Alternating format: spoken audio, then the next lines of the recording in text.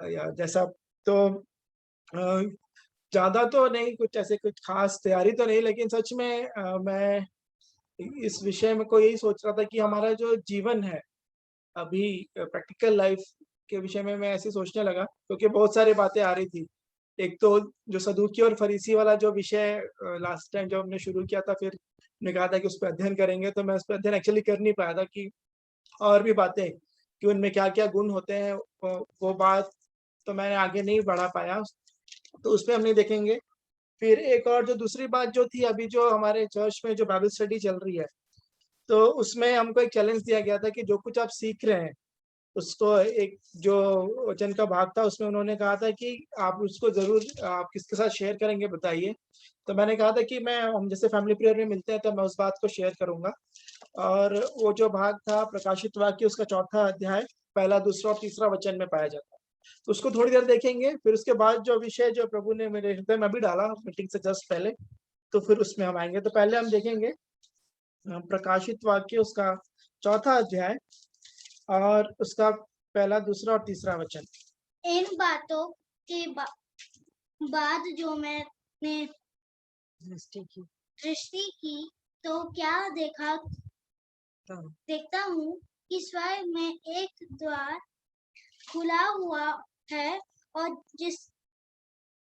जिसको मैंने पहले तुरी से शब्द से अपने साथ बातों एक बात मैं बोलना। जी चाचा जी, अनम्यूट कर लीजिएगा चाचा जी, मैंने म्यूट कर दिया, अनम्यूट करके बोल लीजिए।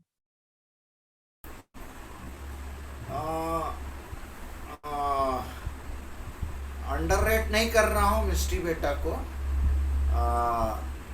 वो अंग्रेजी में फ्लुएंट है। आज पद भी बोल रही थी तो हिंदी में बोली ना, तो थोड़ा हिंदी में परेशानी हो रही है। तो if you don't mind, may I read in Hindi. प्रकाशित वाक्य 4 का 1, 2, 3 पद पढ़ना है ना? यस, मैं तीनों पद पढ़ दे रहा हूँ। She is facing problems in reading Hindi. She is more fluent in English and her accent also in English is up to the mark. But Hindi you have to improve. Okay. तो प्रकाशित वाक्य 4, 1, 2, 3 पद को मैं पढ़ रहा हूँ। ऊपर शीर्षक है स्वर्ग में आराधना। इन बातों के बाद जो मैंने दृष्टि की तो क्या देखता हूँ कि स्वर्ग में एक द्वार खुला हुआ है, और जिसको मैंने पहले तुरही से शब्द से अपने साथ बातें करते सुना था, वही कहता है, यहाँ ऊपर आ जा और मैं वे बातें तुझे दिखाऊंगा जिनका इन बातों के बाद पूरा होना अवश्य है। परंतु मैं आत्मा में आ गया और क्या देखता हूँ कि एक सिंहासन स्वर्ग में रखा है, और उस सिंहासन पर कोई बैठा है। जो उस पर बैठा है वह यशब और माणिक्य सा दिखाई पड़ता है, और उस सिंहासन के चारों ओर मरकत सा एक मेघ धनुष दिखाई देता है। इंद्रधनुष नहीं है, मेघ धनुष दिखाई देता है। ओके, थैंक यू चाचा जी, वचन के बाद को पढ़े। तो ये जो विषय है यहाँ पे कि स्वर्ग में कैसा परमेश्वर पिता का सिंहासन जो है वो किस प्रकार का है, यहाँ पे यूहन्ना इस बात का वर्णन कर रहे हैं। और यहाँ पे आगे ऐसे लिखा है, पहला वचन, इन बातों के बाद मैंने दृष्टि की तो क्या देखता हूँ कि स्वर्ग में एक द्वार खुला हुआ है, जिसको मैंने पहले तुरी से शब्द से अपने साथ बातें करता सुना था, वही कहता है, यहाँ ऊपर आ जा और मैं वे बातें तुझे दिखाऊंगा जिनका इन बातों के बाद पूरा होना अवश्य है। तो यहाँ पर जो बात है कि यूहन्ना को जैसे जो प्रकाशित वाक्य यदि 1 अध्याय में भी देखेंगे तो आवाज की जो बात है तुरी का सा शब्द है ना। तो एक में भी जो लिखा है प्रभु यीशु मसीह के विषय में जहाँ पे वो वर्णन करते हैं, तो वो कहते हैं कि उसकी आवाज जो थी उनको तुरी का सा शब्द सुनाई दिया। तो ये जो बात है एक पहला वचन में, तो इसमें जो चीज मैं यहाँ पे हमारे सीखने के लिए जो है कि जो भी बातें हैं हमको परमेश्वर पिता की महानता, उनके विभव और जो ऐश्वर्य कितने वो बड़े महान पिता परमेश्वर हैं, यदि हम उन बातों को जब हम जानने पाते हैं, तब हमारा ये जो जीवन है यहाँ पे पृथ्वी में का जीवन और भी हम उनके योग्य या फिर उनके सन्मुख जाने के लिए हमारी तैयारी कैसे होनी चाहिए, या ये जो बातें यहाँ पे थोड़ा सा मैं एक्सप्लेनेशन दूंगा, ये जो मणि और ये जो बातों का जहाँ पे लिखी हुई है।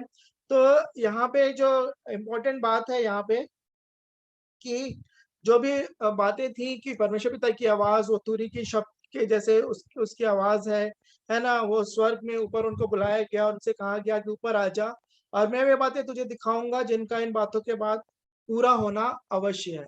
तो जो बातें जो भविष्य में होने वाली हैं, तो वहां पे जाके उनको वहां पे भी पता चलने वाली है। तो लेकिन इसके लिए जो शर्त है, जो दूसरा वचन जो है यहाँ पे लिखा है, तुरंत मैं आत्मा में आ गया और क्या देखता हूँ कि एक सिंहासन स्वर्ग में रखा है। तुरंत मैं आत्मा में आ गया और क्या देखता हूँ। यहाँ पे जो बात हम ये भी सीखा था जब शेखर मामू भी हमारे साथ जब शेयर कर रहे थे आत्मा के जो कार्य के विषय में, कि आत्मा जो है वो भविष्य में होने वाली बातें हमको वो सिखाता है ना, कि हम भविष्य में क्या क्या बातें होंगी। तो तुरंत आत्मा में आने के बाद फिर वो सारी बातों को वो देखने पा रहे हैं यहाँ पे यूहन्ना। तो कोई भी बात हमारे जो हम इस बात को अपने अध्ययन में भी इस बात को हम देखने पा रहे हैं कि कोई भी परमेश्वर पिता का वचन उनकी आत्मा की प्रेरणा से ही रचा गया है। और जब तक आत्मा हमारी अगुवाई या सहायता नहीं करेंगे, हम इन बातों को हम नहीं सीख सकते, नहीं समझ सकते हैं, है ना। तो यहाँ पे भी यही बात है कि आत्मा में आने के बाद फिर वो स्वर्ग के सिंहासन को उनका वो दर्शन वहां पे वो प्राप्त कर रहे हैं। तो सबसे बड़ी बात है कि आत्मा की अगुवाई, आत्मा की सहायता के साथ ही के द्वारा ही हम इन बातों को, जो परमेश्वर पिता की अद्भुत विभवमय बातें हैं, उनको हम देख पाते हैं। और यहाँ लिखा है कि सिंहासन स्वर्ग में रखा है, कि एक सिंहासन स्वर्ग में रखा है और उस सिंहासन पर कोई बैठा है ना। यहाँ पे वो परमेश्वर पिता के लिए वो कह रहे हैं कि कोई वहां पे बैठे हुए हैं और उनके रूप का आगे आगे वो वर्णन करते हैं। जो उस पर बैठा है वो यशब और माणिक के साथ दिखाई पड़ता है और उस सिंहासन के चारों ओर मरकत सा एक मेघ धनुष दिखाई देता है। तो यहाँ पे जो बात है, जो तीन जो कीमती रत्नों का यहाँ पे जो वर्णन किया गया है, यशब, यशब को इंग्लिश में बोलते हैं जैस्पर। जैस्पर एक होता है और ये होता है जैसे क्रिस्टल क्लियर जैसा रहता है ना, क्रिस्टल जिस एक ट्रांसपेरेंट जैसे हीरा जैसे रहता है, जिसका कोई कलर नहीं होता, लेकिन एक प्रकार के सफेद और रोशनी जिसकी होती है। तो ये उस प्रकार का ये जैस्पर एक मणि होता है। और ये जो इस बात को दर्शाता है परमेश्वर पिता की पवित्रता को, कि परमेश्वर पिता कितने पवित्र, क्रिस्टल क्लियर उनकी पवित्रता है, ये इस बात को दर्शाता है। और फिर उसके बाद जो लिखा है दूसरी बात, वो माणिक के साथ, है ना, और माणिक के साथ दिखाई पड़ता है। तो माणिक की जो है वो सार्डियस कहा जाता है जिसको, और ये लाल रंग का होता है, लाल रंग का होता है। तो ये दर्शाता है प्रभु यीशु मसीह ने जो हमारे लिए अपनी जान दी, उन्होंने अपना लहू जो हमारे लिए बहाया, और जिसके द्वारा हम प्रभु यीशु मसीह के द्वारा ही हम उसकी धार्मिकता प्राप्त कर सकते हैं, हम बचाए जाते हैं।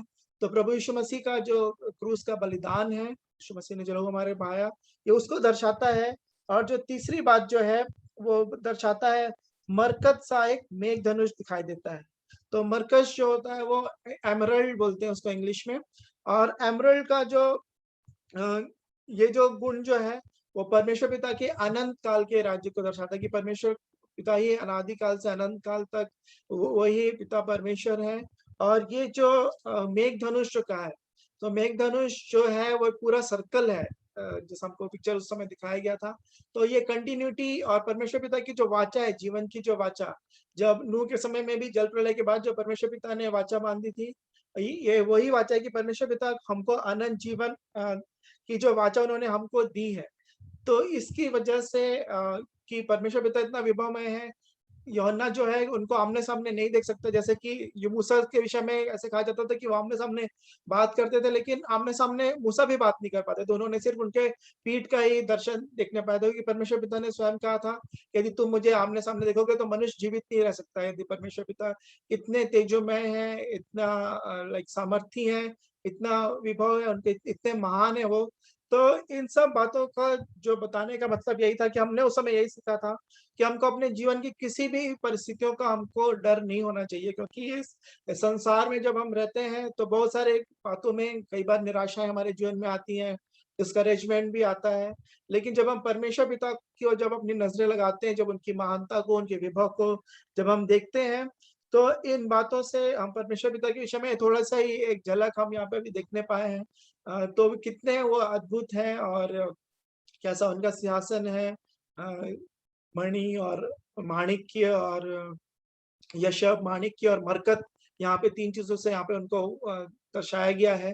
तो सच में प्रभु हमारी सहायता करे कि जब हमको उनके सम्मुख, उनके सिंहासन में कि जाना है, न्याय के नहीं, जब हम न्याय को पार करके जाएँगे, जब हम जयवंत होंगे, हमको जब मुकुट मिलेंगे, तो ये बातें सच में हमको एनकरेज करनी चाहिए। ये संसार का जो जीवन है थोड़े समय का ही है, कठिनाइयों से भरा है। प्रभु यीशु मसीह ने जैसे स्वयं कहा था कि यूहन्ना 16:33 में कि संसार में तुम्हें क्लेश होता है, लेकिन देखो मैंने संसार को जीत लिया है ना? और तुम्हें तुम्हें मुझ में शांति मिले। तो ये एक बात जो थी, जो मैंने उस समय कहा था कि मैं बाँटूँगा फैमिली के बीच में, तो ज़रूर इस बात को मैंने रखा है आप लोगों के सामने, और प्रभु हमारी सहायता करे कि आत्मा में और भी ज़्यादा हम परमेश्वर पिता के वैभव को और उनके उनको और भी अच्छी रीति से हम जानने पाएँ, क्योंकि जितना हम उनको जानने पाएँगे, उतनी ज़्यादा हम उसकी उनकी स्तुति, आराधना, बड़ाई, प्रशंसा, उनसे प्रेम हम और भी करते जाएँगे। तो इस कारण प्रभु हमारी सहायता करे। तो इस बात से आगे जो जीवन जो के विषय में, जो प्रतिदिन के जीवन के विषय में परमेश्वर पिता ने डाला कि हमारा प्रतिदिन का जीवन कैसा होना चाहिए, तो उसके लिए मुझे जो वचन का भाग मिला, हम उसको देखेंगे। वो पाया जाता है पहला कुरिन्थियों उसका 9 अध्याय, मैं 24 से लेके 27 तक पढ़ता हूँ। यहाँ पे ऐसा लिखा है, पहला कुरिन्थियों 9 अध्याय 24 से लेके 27 वचन। क्या तुम नहीं जानते कि दौड़ में तो दौड़ते सभी हैं, परंतु इनाम एक ही ले जाता है। तुम वैसे ही दौड़ो कि जीतो। हर एक पहलवान हर सब प्रकार का संयम करता है। वे तो एक मुरझाने वाले मुकुट को पाने के लिए यह सब करते हैं, परंतु हम तो उस मुकुट के लिए करते हैं जो मुरझाने का नहीं। इसलिए मैं तो इसी रीति से दौड़ता हूँ, परंतु लक्ष्यहीन नहीं। मैं भी इसी रीति से मुक्कों से लड़ता हूँ, परंतु उसके समान नहीं जो हवा पीटता हुआ लड़ता है। परंतु मैं अपनी देह को मारता कूटता और वश में लाता हूँ, ऐसा न हो कि औरों को प्रचार करके मैं आप ही किसी रीति से निकम्मा ठहरूं। तो सच में ये वचन का जो भाग है, हम सब जानते हैं, कई बार इस विषय को अभी हम मनन कर ही रहे हैं। और लेकिन आज हमने जब दोपहर में जब हम मिले थे, तो इसी बात को हमने सीखा भी था कि हमको कभी भी ये जो हमारा जो जीवन है, हर दिन हमको नया-नया प्रकाशन, नई-नई बातें जान की चाह बहुत रहती है, बहुत ज़्यादा चाहत रहती है कि हम सब इन बातों को, हम नई-नई बातों को सीखें। लेकिन जो बातें प्रतिदिन करने की हैं, है ना? जिन बातों से सच में फ़ायदा है कि एक से एक नई-नई बातें, जैसे कि प्रकाशित वाक्य के ये जो बातें हैं, जिसका हम अध्ययन करेंगे, लिटरल मीनिंग, फिर हिस्टोरिकल मीनिंग, स्कॉलर्स का बहुत सारे, तो बहुत सारे ज्ञान मिल जाएगा हमको, बहुत सारी चीज़ें मिल जाएँगी। लेकिन सच में हमारा जीवन में उसमें क्या फ़ायदा हो रहा है कि नहीं, ये बात बहुत ही ज़्यादा महत्वपूर्ण है, क्योंकि मुझे वो रेवरेंड बिली ग्राहम की वो बात बहुत ज़्यादा याद आती है।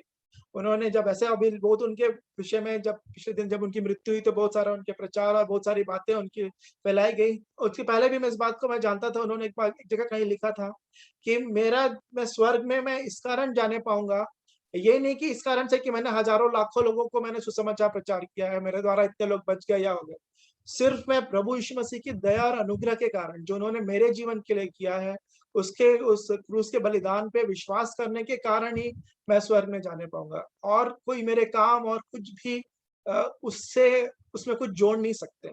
तो ये बात मुझे सच में बहुत ज़्यादा टच करी। और जब भी मेरे को ध्यान आता है कि यदि हम प्रभु में बहुत सारे कुछ भी काम क्यों ना कर रहे हैं, हम सबको बहुत सारे एक से एक वरदान मिलते हैं, लोगों को बहुत सारे कार्य करते हैं, वो काम गलत नहीं है, अच्छा है, लेकिन जो उद्धार है और जो छुटकारा है वो सिर्फ प्रभु यीशु मसीह के द्वारा ही, परमेश्वर पिता विश्वास के द्वारा अनुग्रह ही से तुम्हारा उद्धार हुआ है, ये तुम्हारे कामों के द्वारा नहीं है।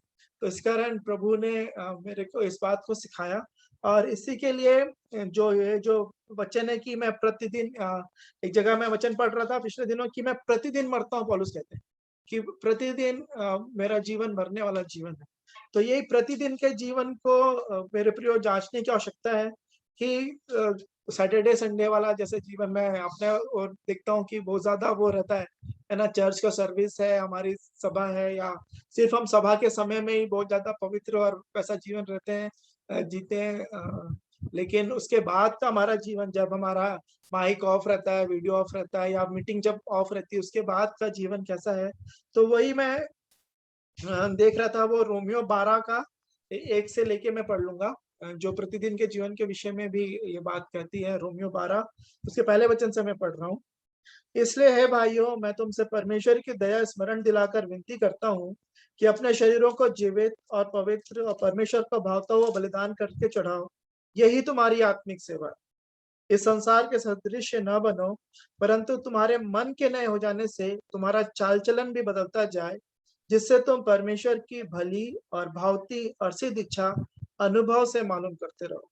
है ना, यहाँ पे आत्मिक सेवा करने के लिए यहाँ पे शरीर का इस्तेमाल करने के कहा गया है ना। बहुत अद्भुत बात है जो लिखा है इस यहाँ पे लिखा पहला वचन कि मैं तुमसे परमेश्वर के दया स्मरण दिलाकर विनती करता हूँ कि अपने शरीरों को जीवित, जब तक हम जीवित है ना, हमने वहाँ गीत बहुत गाते हैं हम लोग कि जब मैं कब्र में चला जाऊंगा तब मेरे लहू से क्या लाभ होगा। तो जब तक हम जीवित हैं हमको इस काम को करना है, शरीरों को जीवित और पवित्र और परमेश्वर को भावता हुआ बलिदान करके चढ़ाओ। जीवित और फिर पवित्रता का जीवन और परमेश्वर को भावता हुआ बलिदान करके चढ़ाओ, यही तुम्हारी आत्मिक सेवा है। इस संसार के सदृश्य न बनो, परंतु तुम्हारे मन के नए हो जाने से तुम्हारा चाल चलन भी बदलता जाए, जिससे तुम परमेश्वर की भली और भावती और सिद्ध इच्छा अनुभव से मालूम करते रहो। तो जब हम अपने आप को चढ़ा देते हैं तो फिर हमारी कोई इच्छा, हमारी कोई योजना फिर वहां पे नहीं रहती है। यहाँ पे है कि फिर हमारा मन जो है ना, संसार के समान नहीं होना है, और तुम्हारे मन के नए हो जाने से, मन का नया होता जाना चाहिए, तुम्हारा चाल चलन भी बदलता जाए, जिससे तुम परमेश्वर की भली भावती और सिद्ध इच्छा अनुभव से मालूम करते रहो। कई बार संसार की बातें, जो संसार का ज्ञान है, वो हमको थोड़ा सा ज्यादा लगता है कि ये तो समझदारी वाला निर्णय है, लेकिन यहाँ पे लिखा है परमेश्वर पिता जो बोलते हैं, है ना, इब्राहिम के लिए बुढ़ापे में पुत्र मिला, उसको चढ़ा दे, है ना। तो जब तक वो 3 दिन का मार्ग पहाड़ तक जाना, है ना, उसको बांध भी देना, वहां तक परमेश्वर पिता उसको देख रहे थे, है ना। और संसार के दृष्टि में बिल्कुल मूर्खता की बात थी कि इतने सालों के बाद मिला एक बेटा, उसको तुमको चढ़ाना है। लेकिन वहां पे सरेंडर करना, कितने लेवल तक हम जा सकते हैं, और फिर उसके बाद हम देखते हैं कि इब्राहिम फिर विश्वासियों का पिता होने पाया। तो सच में प्रभु हम सबकी सहायता करें इस विषय में। और अ, मैं इसका वचन का थोड़ा सा आगे का भाग पढ़ लूंगा, 3 से आगे भी, ताकि प्रभु इसके द्वारा हमको सहायता होने पाए। मैं 13 वचन तक पढ़ूंगा। यहाँ पे ऐसा लिखा है, क्योंकि मैं उस अनुग्रह के कारण जो मुझको मिला है तुम में से हर एक से कहता हूँ, जैसा समझना चाहिए उससे बढ़कर कोई भी अपने आप को ना समझे, पर जैसा परमेश्वर ने हर एक को विश्वास के परिमाण के अनुसार बांट दिया है, वैसा ही सुबुद्धि के साथ अपने को समझे। है ना, हम अपने आप को बहुत कुछ, किसी भी बात में थोड़ा सा भी करने से अपने आप को कुछ समझने लगते हैं, तो यहाँ पे बिल्कुल स्पष्ट हिदायत है कि हमको अपने आप को नहीं समझना है, क्योंकि सब परमेश्वर पिता की दया से ही हमको मिले है हर एक बातें। क्योंकि जैसे हमारी एक देह में बहुत से अंग हैं और सब अंगों का एक ही सा काम नहीं, है ना। कई बार ये जो डिफरेंसेस या बहुत ज्यादा जो मतभेद या डा और झगड़ा इसी कारण आते हैं कि दूसरा जो कर रहा है हम भी वही करना चाहते हैं, दूसरा जो अच्छे से कर रहा है हम सब वही करना चाहते हैं। लेकिन मैंने संसारिक तौर पे भी, यदि आप इस बात को समझने चाहेंगे, मैंने इस बात कैसे सीखा कि यदि एक छोटा सा भी काम है, आप जितने अच्छे से करेंगे तो सब लोग आपके पीछे आना चाहेंगे। छोटा सा भी काम है, ये इट डिपेंड्स ऑन यू कि आप कितने अच्छे से कर रहे हैं। कई बार होता है ना कि कहते हैं कि grass is greener on the other side, कि दूसरे का काम बहुत अच्छा लगता है, दूसरा जो कर रहा है वो अच्छा कर रहा है। नहीं, अगर आप अपने काम को अच्छे से करेंगे तो भी आप उस पद को या जिसको आप पाना चाहते हैं, आप उसको आप पा सकते हैं। और पहली बात तो ये कि किसी से ईर्ष्या, जलन, कंपटीशन की बात है ही नहीं। है ना? ये कि सबको अपना व्यक्तिगत हमारे जीवन की दौड़ है, सबका क्वेश्चन पेपर अलग-अलग है ना? सबको अपने जीवन में प्रभु ने ठहराया है। इस कारण कभी भी किसी दूसरे के लिए, क्योंकि पवित्र आत्मा सबको अपने क्या विश्वास के परिमाण के अनुसार बाँट दिया लिखा है परमेश्वर पिता ने। तो हमको हमारे विश्वास के परिमाण के अनुसार ही हमको हम जो भी चीज़ें हैं, जो वरदान है, दान है, जो भी बातें परमेश्वर पिता की ओर से मिलती हैं, हमको किसी दूसरे से ईर्ष्या जलन नहीं होना चाहिए, खास तौर पे परिवार में मसीह संगति के बीच में। क्योंकि बहुत सारे जगहों में ये बात बहुत ज़्यादा पाई जाती है, एक-दूसरे से हमारा कॉम्पिटिशन, ऊँचा पद, जैसे देख रहे थे हम याकूब में भी कि जो पैसे वाला है उसको ऊपर, जो कम है उसको नीचे। हम अपने आप से ऊपर-नीचे लोगों को हम अपने हिसाब से करने लगते हैं, लेकिन प्रभु की दृष्टि में वो लाज़र इब्राहिम की गोद में बैठने के लायक है, और जो इस पृथ्वी का जो धनवान है वो वहाँ पे अधोलोक के जाने के लायक है। तो सच में प्रभु हमारी सहायता करे। तो यहाँ पे लिखा है, अपने आप को समझे, और हमारी देह बहुत से हैं और सभी अंगों का एक ही सा काम नहीं है। 5वाँ वचन पढ़ रहा हूँ मैं। वैसे ही हम जो बहुत हैं, मसीह में एक देह होकर आपस में एक-दूसरे के अंग हैं। इसका मतलब ये अलग-अलग काम तो है, लेकिन एक-दूसरे को हेल्पिंग है, एक-दूसरे को सपोर्ट करने के लिए है। तो और वो जो एग्ज़ाम्पल अभी मुझे याद आ रहा है, वो चश्मा और नाक वाला, है ना? एक व्यक्ति की आँख खराब होती है, आँख कमज़ोर होती है, उसको डॉक्टर ने कहा कि आप चश्मा लगाओ। तो उसके नाक बोलने लगता है, उसका शरीर का, कि आँख को फ़ायदा होगा और पूरा भार मुझे उठाना पड़ेगा चश्मे का। तो नाक बोलता है कि मैं भार नहीं उठाऊँगा उसका। तो उसको आँख को है, उसको आँख अपने आप से करे भैया अपना जो भी हिसाब करना है ना? लेकिन हुआ ये, उसकी वज़ह से वो व्यक्ति चश्मा नहीं लगा पाता है, और एक जगह जा रहा होता है, जिसको दिखाई नहीं देता है, और वो दीवार से टकरा जाता है। और दीवार से टकराने से क्या होता है? सबसे आगे नाक होती है शरीर में, यदि हम ऐसे देखेंगे, सबसे पहले टकराया तो नाक ही। तो नाक ही को सबसे ज़्यादा चोट पहुँची, है ना? तो उसने आँख की मदद करने के लिए इनकार किया, लेकिन नुकसान उसके खुद का हुआ। तो यही हमारे जीवन के लिए बहुत ज़रूरी है कि एक-दूसरे की सहायता में हम आगे बढ़ें, ना कि किसी को नीचे दिखाने के लिए, या वो में हमसे आगे ना चला जाए। ख़ास तौर पे आत्मिक जीवन में भी ये बहुत ज़्यादा कॉम्पिटिशन पाया जाता है। तो प्रभु हम पे दया करे और हमारे मध्य में ना होने पाए, है ना? क्योंकि हम सब एक-दूसरे के अंग हैं। जबकि उस अनुग्रह के अनुसार जो हमें दिया गया है, हमें भिन्न-भिन्न वरदान मिले हैं। जिसको भविष्यवाणी का दान मिला हो, वह विश्वास के परिमाण के अनुसार भविष्यवाणी करे। यदि सेवा करने का दान मिला हो, तो सेवा में लगा रहे। यदि कोई सिखाने वाला हो, तो सिखाने में लगा रहे। जो उपदेशक हो, वो उपदेश देने में लगा रहे। दान देने वाला उदारता से दे। जो अगुवाई करे, वह उत्साह से करे। जो दया करे, वो हर्ष से करे। प्रेम निष्कपट हो, बुराई बुराई से घृणा करो, भलाई में लगे रहो, भाईचारे के प्रेम से एक दूसरे से स्नेह रखो, परस्पर आदर करने में एक दूसरे से बढ़ चलो, प्रयत्न करने में आलसी ना हो, आत्मिक उन्माद से भरे रहो, प्रभु की सेवा करते रहो, आशा में आनंदित रहो, क्लेश में स्थिर रहो, प्रार्थना में नित्य लगे सॉरी प्रार्थना में नित्य लगे रहो, पवित्र लोगों में जो कुछ आवश्यक हो पवित्र लोगों को जो कुछ आवश्यक हो, उसमें उनकी सहायता करो, पहुनाई करने में लगे रहो। आगे का भी वचन पढ़ लेंगे। अपने सताने वालों को आशीष दो, श्राप न दो। आनंद करने वालों के साथ आनंद करो और रोने वालों के साथ रो। आपस में एक सा मन रखो, अभिमानी न हो परंतु दीनों के साथ संगति रखो। अपनी दृष्टि में बुद्धिमान न हो, बुराई के बदले किसी से बुराई ना करो। जो बातें सब लोगों के निकट भली हैं, उनकी चिंता किया करो। जहाँ तक हो सके तुम भरसक सब मनुष्यों के साथ मेल मिलाप रखो। यहाँ पे एक बात ज़रूरी है कि सबके साथ मेल मिलाप रखने का मतलब, जो हम ठोकर खाने के विषय में देख रहे थे, तो इस वजह से मेल मिलाप के चक्कर में हम जो चीज़ें बिल्कुल मना है प्रभु के वचन में, हम उन बातों में ना जाएँ, और किसी जो कमज़ोर विश्वासी हैं उनके लिए ठोकर के कारण हम ना बने। प्रभु हमारी सहायता करे। हे प्रियो, बदला ना लेना, परंतु परमेश्वर के क्रोध को अवसर दो, क्योंकि लिखा है, बदला लेना मेरा काम है, प्रभु कहता है मैं ही बदला दूँगा।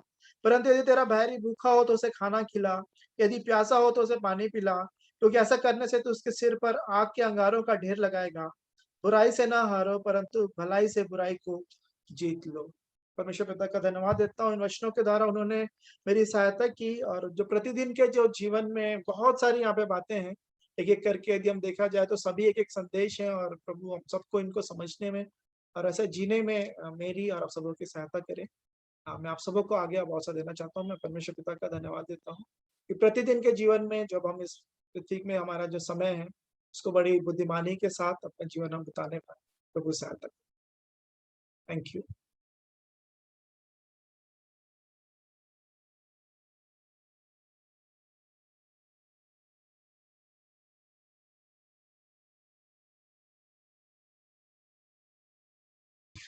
या फिर मैं एक ऐसा सवाल रखूं कि हम प्रतिदिन के जीवन में कैसा समझते हैं हमारा जीवन जो है। जैसे पापा भी पूछते हैं कि कहाँ मन लगा था, कहाँ ध्यान लगा था, है ना, किन बातों में, शरीर और आत्मा में। वो प्रैक्टिकली हम कैसे पॉसिबल होता है वो चीजें, है ना। उसमें यदि हम सब आपस में शेयर करने पाएंगे तो जरूर है कि हम सब आशीषित भी होंगे। तो आप सभी को अवसर है।